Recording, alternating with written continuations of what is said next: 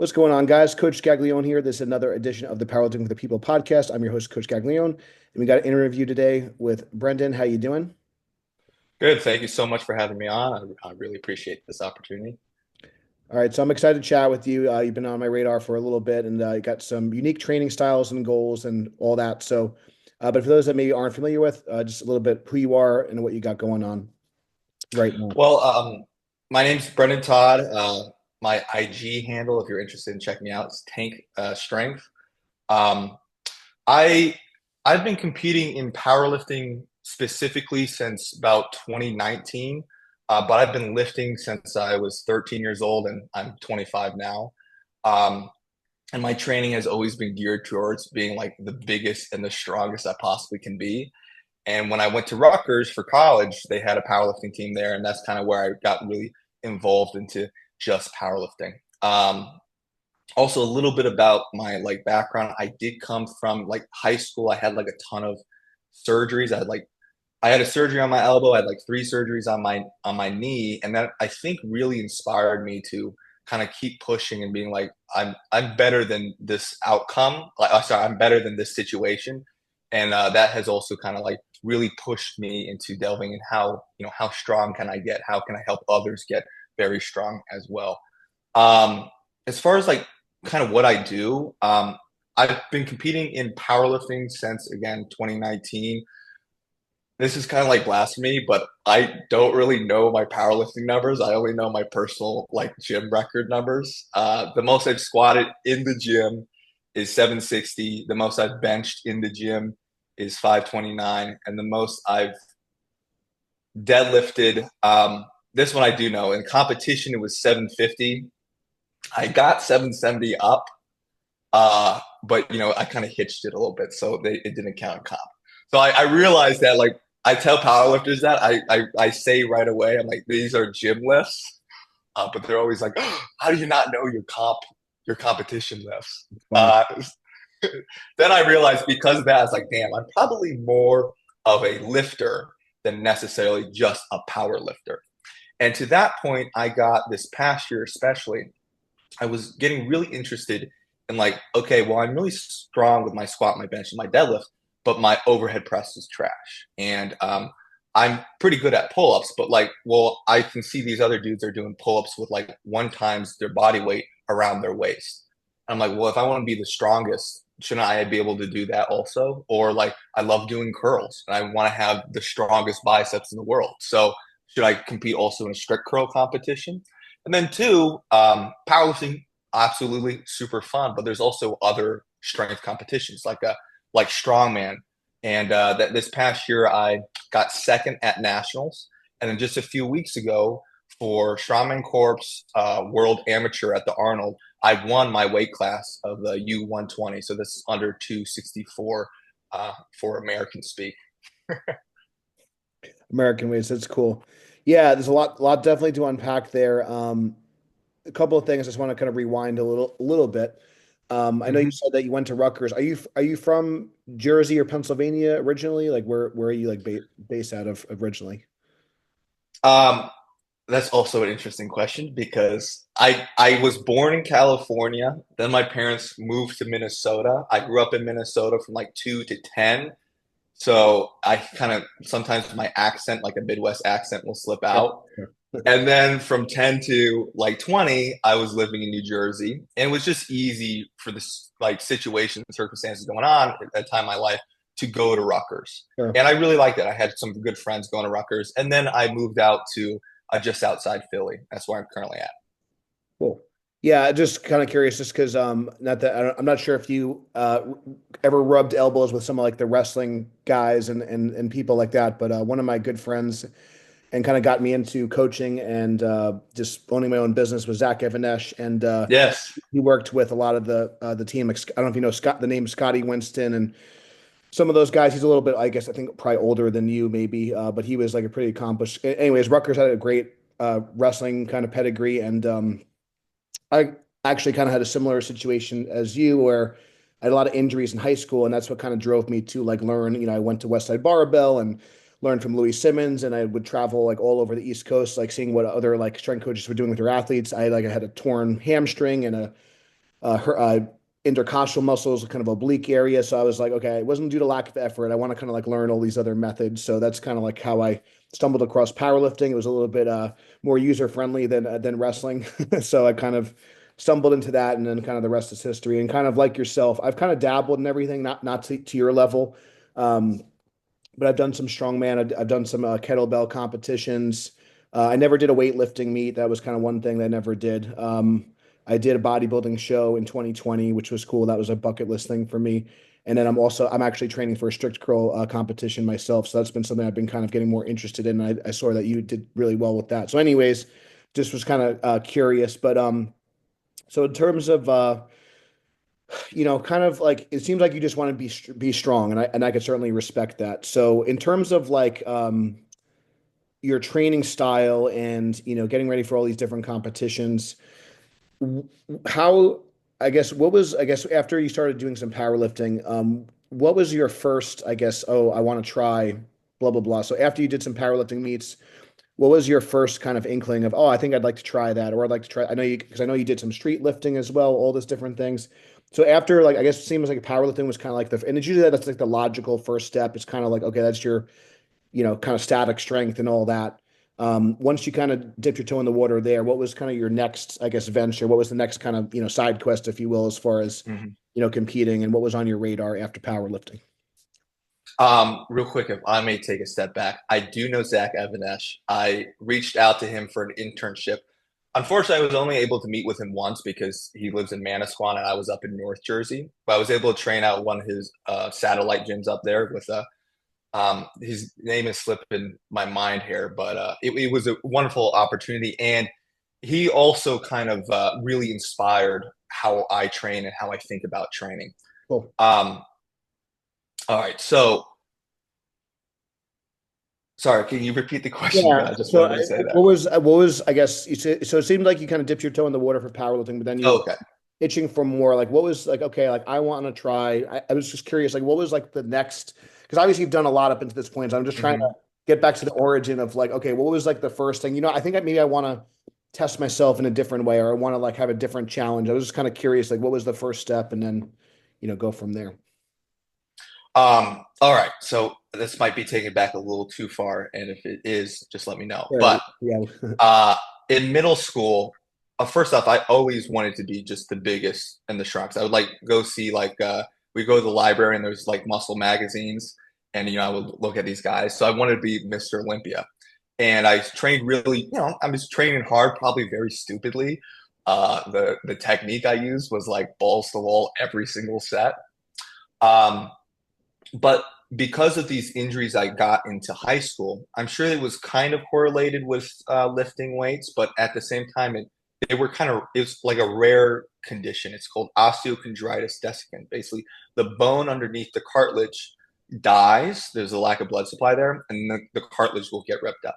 I'm fine now, but because of that, I had like during high school, all I could do was lift. So while my elbow was bothering me, all I did was legs. While my knee was bothering me, all I did was upper body. And in my head, I was like, I was obsessed. I'm still obsessed with getting back to being as strong as possible and lifting heavy, not just kind of being big, but like lifting heavy also. And my good friend got me. He was going to Rutgers for powerlifting, and I realized, hey, listen, these guys, like the top powerlifters, look amazing. They look super strong. They look big, and they're also super strong. So I'm like, well, powerlifting is the way to do so. So that's I just kind of delved in. Like, if you're strong in the squat, bench, and deadlift, it's not that crazy of a transition to be strong in these other sports. It's an absolute thing. And then if you're not competing in like the open heavyweight class, it's still kind of a relative strength kind of thing, right? Let's say you're 220 pounds, you're going to be in that 220 or like that 230 weight class. You're trying to be as strong as possible there. If you get super strong with being the squat, bench, and deadlift, the carry over to everything else you're doing is not that crazy. It also depends on how you train. One of the reasons I started working with Josh Bryant was because one, he was always training like the biggest, baddest guys. And two, the way he was training was a little different than some of these other guys. And there's nothing wrong with just doing your squat, bench, and your deadlift, but he does a lot of volume with accessories and things like that. So we were always doing like different deadlifts. We were incorporating incline pressing or overhead pressing, which up till I benched about 500 pounds, I was rarely ever doing that. We would do pull-ups and chin-ups and things like that. And I was pretty strong. And when you're getting stronger, if you're training correctly, you should be getting stronger with pretty much everything. So then I start to realize at one point, I'm like, this was back in 2021. I just finished, I competed at junior nationals for powerlifting, and then I went to raw nationals for powerlifting. Then I wanted to compete again. I had that itch, but I was like, I just need to take a step back from powerlifting right now. And I saw that there was a local strongman competition. So I was like, well, I don't see how getting stronger, my overhead press, my deadlift, and my general strength is going to take away from my ability to do very well with powerlifting. So let me just commit this time right now to focus on the strongman events. And then when I come back, I'll do my powerlifting. And that's exactly what I did. And because of that, after I did the strongman comp, I benched 500 pounds for the first time like 2 months later, and I deadlifted 700 pounds for the first time like a month later after training for strongman. Does that kind of answer the question there? At least kind of how I Yeah, yeah. got to training differently. Yeah, for sure. Well, it's so it sounded like you were just maybe not necessarily like, oh, I want to be the best power lifter, but you just like kind of wanted to maybe emulate some of the people you saw in the magazines, and you were just it sounded like you were just really just chasing just strength, period, Yeah. which I could certainly respect. And I do agree with you, a little bit biased as well, because again, I kind of mentioned before, I kind of got my start as a wrestler. I worked with a lot of wrestlers and football players, and we always found like just getting strong at those, kind of core lifts, in addition to, calisthenics and other things, and supplementing those. And just kind of circling back to what you said about Josh, and I agree. And I think with Josh too, I know he gets, labeled, oh, he's a guy that trains, Julius Maddox and all these 600-pound benchers and all that stuff. But also, I think just Josh is just a great like strength coach. And I think that one of the things that I always admired about him in Jailhouse Strong and all his principles, that he wasn't afraid to kind of also just get people generally strong and also kind of focus on other areas and take time away. Because I'm sure that a lot of people your age and younger, and I'm sure that you see it. I think that you train at a power build and all that. So I'm sure you see it a lot with a lot of these, a lot of the tested lifters that are kind of juniors and sub juniors, very specific, don't do a lot of accessory. And I can't speak for everyone, obviously, but as a general trend, I've seen a lot, very high frequency, highly specific, and not very general training.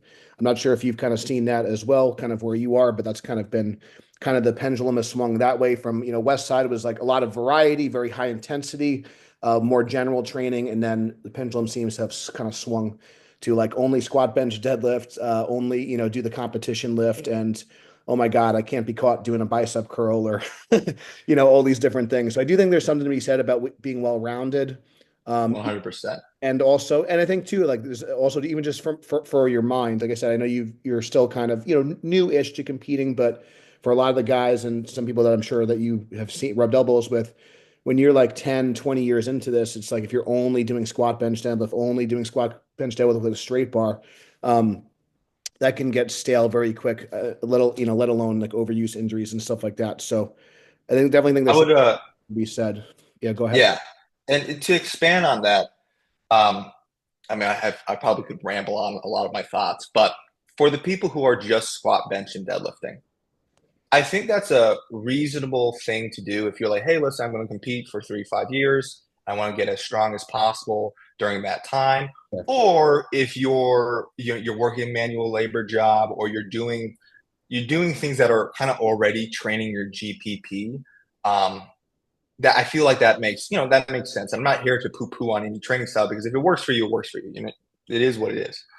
But for most of these kids, it's like 19 to 23. They're in college. They got nothing else to do. And Right. all they do every week, squat, bench, and deadlift, squat, bench, and deadlift. And first off, I think that's unbelievably boring. Uh, their RPE 5 and under, which again, there's some utilization for that, but it's like, I don't know. And then I don't see how you're progressing all that much better than the guy who's also incorporating a lot of general preparedness in them. Also, if we think about other sports, like if you're getting better at sprinting, if you're wrestling, what when you're in the weight room, you're preparing your GPP. right? So you're doing your squat, your bench, and your deadlift so you can get stronger, more powerful, and then you do your sport specific practice, right? Well, when we're powerlifting, our sport specific practice is their squat, bench, or deadlift. So would it not be a crazy idea to think, hey, maybe what's our GPP? Well, I do know plyometrics help increase tendon strength, right? I do know if I have a strong back, I feel more stable on the bench press. I do know like hip flexor issues are a problem. So would it be that crazy of an idea to do a heavy sled push into like a sprint fashion? Or for me, I also like train Muay Thai. I'm not super strict with I need to be there 3 times a week. But for me, it's like let me work on my cardiovascular health. You know, our muscles are dependent on blood getting there and transferring nutrients and taking away waste. If I don't have somewhat base of a cardiovascular system, it's not going to be as efficient.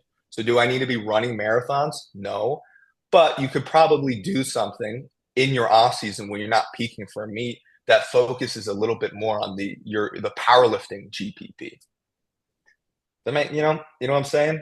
Yeah, no, I think it's well said, and I think that's where it gets. I think the confusing part, at least from my standpoint, as far as having been someone who's worked with what I call like true athletes, like field athletes, things of that nature.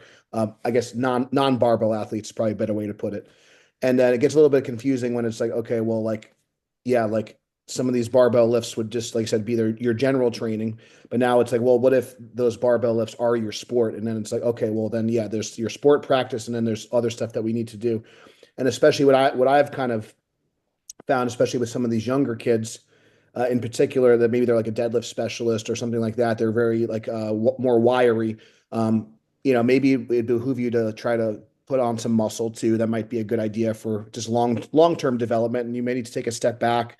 And as you know, like obviously we want results now, right? But what's going to be the best long term play?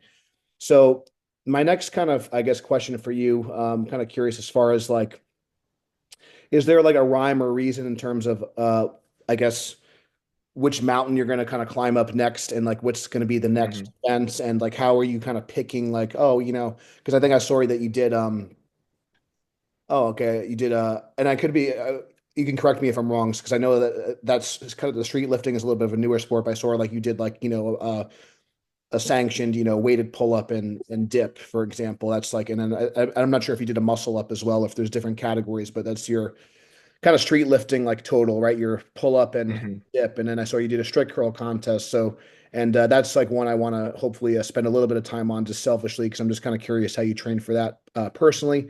But how do you kind of pick like what is the next kind of contest, and then when you do pick your contest, how do you go about potentially shifting gears, if at all, in terms of shifting, getting your training more specific for that event? Yeah, yeah. Um, so real quick, one of the reasons I felt I was going for the drug tested junior world record for my weight class. And at that time it was like 2,000 pounds. And then someone broke it, was like 23 pounds or something like that. I was going for that. I knew I had it in me to break this record, or at least total 2,000 pounds. But I showed up and I just, I crapped the bed. It was not that great of a powerlifting meet. And the preparation and the mindset behind everything was, it was good. One thing also to keep in mind is I'm 25. I don't wake up to an alarm. I get as much food as I want in me. I don't have kids. Right. So I'm not saying you can't accomplish things if your circumstances are different, but I am my priority is training my clients and making sure my clients are, getting everything they need, and how strong can I get right now? That's my priority. And during this preparation, I was mentally kind of getting burnt out on just the speak three. So then I said I took a step back, and kind of similar to what I was just saying with the GPP, as like if I spend some time focusing on other strength sports, I don't really see how that's going to really take away from my powerlifting if I build a really big base. Then I went in and I did a strongman competition, and then I've always been good at pull-ups. I would love weighted pull-ups. So I saw that there was a classic street lifting competition.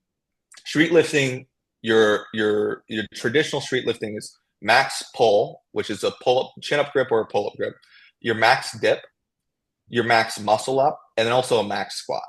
Now, I didn't want to do a muscle up, and I didn't want to peak necessarily for a squat. And the way the time lined up, it was going to be the max pull and the max dip. And I was good at both of those. So I was like, let me just do both of them. And then I also saw, I was like, well, I can prep for a strict curl competition because for me personally, putting time and effort into strict curling does not really take away all that much of my recovery ability for any of the other lifts I'm doing. And for street lifting, if you have stronger biceps, that's going to be very important in your pull up because your bicep is acting, especially with the chin up grip, is acting to help pull your arm and pull your body up. And also, it protects your tendon. If you have a stronger bicep tendon, it's less likely going to rip if you're going to, if you're smart with your training. Obviously, there's caveats to that. So as far as like picking the next thing is really like, well, I just sat back and like, what do I care about? Well, I love lifting heavy. I had an interest in strongman. I'm going to go do my strongman. I have an interest in street lifting. I'm going to go do my street lifting. I have an interest in strict curl. I'm going to go do the strict curl. And as far as training for each of those, it's just like, well, if we're 16 weeks out, first off, at strict curl, I did not feel like I needed to prep super specific just for the strict curl. So I was able to train everything else and then also throw in a strict curl competition. For the street lifting, the main goal around that time last summer was the Strongman Nationals. So, I did some dips and pull-ups. Although it is fatiguing to the body, it's not as fatiguing as a max deadlift. And I'm also not super specific in those movements. Like if you train like a powerlifter and you get super, super specific in the squat, bench, and deadlift, the risk of just an increase in fatigue is naturally going to happen because your body's very good at those movements. But I was not I didn't have that specific strength as much for my chin up and my dip so therefore it's not going to be fatiguing me as much as like a max deadlift, right? So I just threw that in there and then I prepped and competed at nationals and got second. So that kind of answer, it's also just like any standard powerlifting prep. You're not looking for max singles every single month. You're dialing it down maybe during your off season, right? Working on more of that GPP, building your base. Well, it's just the same thing for strongman. Am I going to do max squats a couple weeks out from strongman? No, but I'm going to take a percent, like maybe I'm working around that 70 to 80%. So my legs are strong, but I'm not getting specific strength into that squat as I go into the strongman. So you can correct me if I'm wrong or, piggyback on what I'm saying. So what I'm kind of hearing is sometimes there's probably like a core group of lifts or exercises that you maybe keep in the rotation, but as far as what the priority, but how intense you train those things, how frequent you train those things may shift. So obviously, like in the case of strongman, your overhead and deadlift is going to take priority over your squat and bench press, for example. Obviously, if you're doing a street lifting competition, maybe your pull-ups and dips may become a strength movement versus more of a hypertrophy endurance type movement. Is that kind of fair to say as far as the priority shifts, the frequency changes? 100%. I still squat even this past year when I was prepping for the main focus, I would say would be strongman. But even during the street lifting and strict curl competition, I was still squatting. I was still benching, usually close grip bench, but it's not like that's not going to carry over to my max bench. And I was still deadlifting. And it's funny enough, about January, I was prepping for my strongman comp, and it was close grip, touch and go. But I hit like 485 with 30 pounds of band tension on a single on close grip. And if I didn't get sick the next week, I'm pretty sure I would have hit a 500-pound straight weight touch and go close grip. So it's not like my bench press is still increasing. We're not training it to competition standards, but like these accessory movements that normally would carry over into your main movement are increasing. So it's like, okay, well, now when I get specific again for powerlifting, which is kind of what I'm transitioning into now, I have a feeling I'm going to be stronger. Awesome. Um, Anything I guess that you're I guess prepping for currently, or things that you're like on the lookout for like the next goal? Yeah, so I just, like I said, I won worlds for my weight class at the Pro-Am this past Arnold, and I had a lot of fun with strongman. I think that might be possibly a main focus for me going forward. But in the back of my head, I was like, all right, I haven't totaled 2K naturally as a as a tested lifter. So I'm like, I want to do that. I know I can do that. I want to do that. I want revenge. So I told my coach, I talked to Josh, I said, listen, I'll probably end up competing sometime in the beginning of fall because my brother has a wedding this summer. So I'm not going to stress out about that. But let's start prepping for more specifically the squat, the bench, and the deadlift. And it's only been about 2 weeks of training now. So, but things are kind of moving around. That's the next goal. And then after that goal, I'm going to sit, I'm going to think, hey, what am I feeling here? And we'll make that move. Um, I will say one probable issue of the way I train, or that this kind of thinking, is that if you have a goal of being the best powerlifter in the world, the way I'm training is probably not conducive to that, right? Because you're switching things up. Will I be a better powerlifter? I believe so. Will I keep getting stronger? I believe so. But if I want to be the best powerlifter in this weight class, in this federation, and I'm going to be super strong at these three movements with these set of rules, if that's your goal, then you have to train more specifically towards that one goal. But if you're like, hey, I like powerlifting, I also like doing these other things, we'll just get bigger and stronger and then and do these other things too with that in mind. Have your base exercises, still squat, bench, and deadlift, like I said, but just realize if your goal is nationals this upcoming year or something like that, then you have to change your training up to fit that. Yeah, one thing I like to tell people and like our team members and clients and all that is when you do have like a date or meet picked out, like the closer you are to that meet, like the less flexible, your training should be. That's kind of like how I like to look at it. And the other thing I think we kind of glossed over a little bit, we kind of were maybe poking fun at some of the, your cohort that's a little bit younger than you, some of the sub junior lifters, early juniors. Um, and they're so like fixated on just like this year, and they're not. So I think it is important to start to, and hard. It sometimes be hard. Like I did my first meet at 18 years old, and I'm still competing in some capacity. I don't know if I think that some of my best lifts I think may or may not be behind me, but I still want to challenge myself and have fun and stay healthy and be involved in the sport for as long as I can. So if you want to do this for 10, 20 years, like your strategy may be different, and maybe an approach like yours may actually be good also for your minds too. So that way you're not like getting so burnt out of doing the same. It can be very monotonous just doing only the big three, especially if you train very specific. So I do think it's important if you think about, if you want to be a flash in the pan and just try to like, and again, I love, so one of my, most famous kind of coaching examples, and I was, Larry Wheels, like he had a relatively short powerlifting career, and I'm not sure if he's going to compete again in a sanctioned meet or not, but I think like three all-time world records, and now he's like doing really well in business. It's like he kind of got in, got out. He's still relatively healthy, knock on wood. So that was, I think it worked out pretty good. You know what I mean? So I mean, yes, he could have Yeah, stayed in it. So you have to kind of just, I think like yes, could have he maybe tried get bigger, maybe try for a super heavyweight world record. I think he would have been capable of like totaling 2,500 plus pounds, but again, at what cost? So you have to kind of pick and choose, and what's reasonable, and then how long are you going to do this for? So I think that's often not like talked about enough. But anyways, I do have another kind of call lined up, and I do want to chat with you a little bit after the recording. But this was great. I'd love to. It was our first kind of time really kind of chatting, and this was good. I think we could have talked a lot longer, so maybe we'll do a part two. yeah. Um, any like words of advice for people maybe just starting out in strength sports? Like if someone was like maybe on the fence of competing or they're not sure where to start, what would you tell those people? Um, well, I think one, if you have no clue what you're doing, it's not a bad idea to go reach out to someone like yourself who's an expert at what they're doing. But also try to have kind of a clear uh, mindset of goals. That can also be difficult. But the biggest thing is just do it. Like just if you're curious about something, go and do it.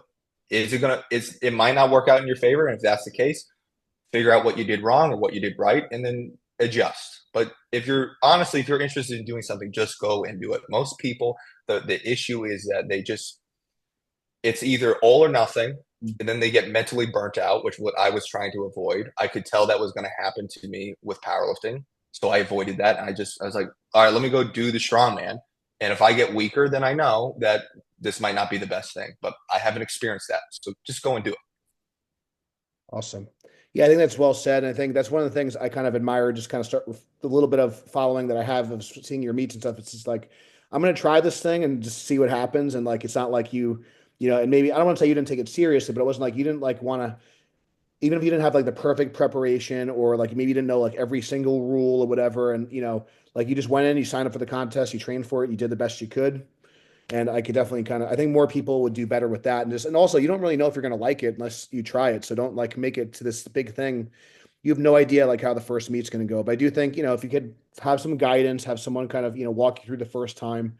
But yeah, no, I agree. And that's one of the reasons why I'm a big advocate for really kind of staying local and kind of supporting local competitions. And I try to keep our meets kind of on the smaller side because it can be very intimidating if you're one of like 120 lifters at like some of these like big, tested meets. Mm-hmm. It can be very overwhelming if that's like your kind of first go. So, but yeah, no, I appreciate you coming on. And also, I think you do also some in person at Power Build as well. If you want to plug what you do or where you're at or where Yeah, people absolutely. find you. All right. Well, check me out on Instagram, Tank Strength. Check my website out, tankstrengthcoaching.com. You can learn a little bit more about me, my coaching style, what I do. YouTube channel, Tank Strength. And then I do online coaching and I do in-person coaching, based on the lifter's needs and wants and things like that. If you're a little, the way I tend to coach people, even if you're specific to just powerlifting, is a little bit more general. And then as we get closer to meet, we get very specific to me. So I coach people towards their goals like any good coach, I assume, would do. All right. Awesome, man. Yeah, so definitely give Brendan a follow. I'm looking forward to see kind of like what you do next. And yeah, so good luck with the rest of your training. If you guys enjoyed this podcast, please give it a 5-star review. It helps other people find us. Until next time, stay strong, and we'll see you soon.